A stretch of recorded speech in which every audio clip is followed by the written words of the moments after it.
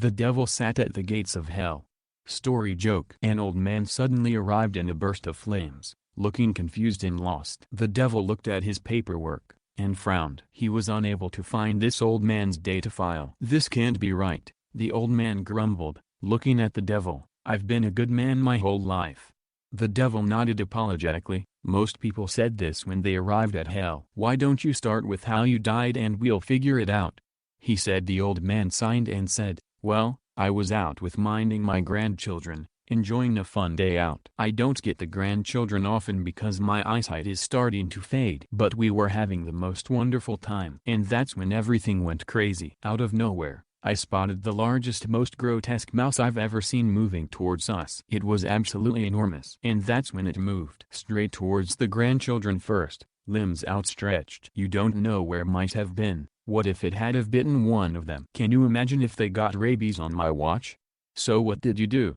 the devil whispered, entranced by the story. "He was munching on a box of popcorn." The old man continued, "You don't get how big this mouse was. Radiation it must have been. Too many phones these days, that's what causes it. I did the only thing I could. I grabbed my walking stick and I cracked it over the head. Now my eyesight isn't that good anymore, but I whacked it good." The kids started screaming at this point. You know how they get when you have to kill an animal. But I needed to keep going. You see, with mice, you need to see their guts to know they're dead. Otherwise they'll be back with others. "So you killed it?"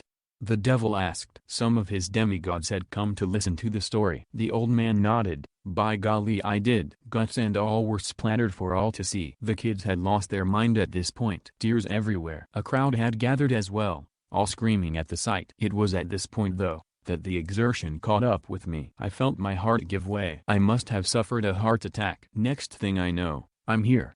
"Well," the devil said, concerned, "this doesn't seem to add up. Let me just give heaven a call and we'll try and see what's going on here." The devil pulled up a phone from thin air and dialed a number. "Hey Jesus bro," the devil said, "I think I've got one of yours here." His story checks out. Must have been a mix-up.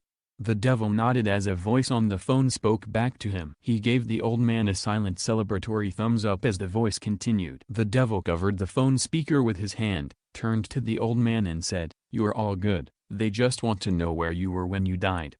The old man nodded. "Oh, that's easy. I was at Disneyland." A woman and her little girl were visiting the grave of the little girl's grandmother. On their way through the cemetery back to the car, the little girl asked, "Mommy, do they ever bury two people in the same grave?" "Of course not, dear," replied the mother. "Why would you think that?" The tombstone back there said, "Here lies a lawyer and an honest man." A man finds a penguin at his doorstep. His friends tell him to take it to the zoo. Later that day, they see him walking down the street while still carrying the penguin. They ask him, "Weren't you gonna take it to the zoo?" And the man says, "I did, now I'm taking it to the movies." My friend really changed once she became a vegetarian. It's like I've never seen her before. I have a fear of speed bumps, but I am slowly getting over it. Please smash the like button, and subscribe to my channel.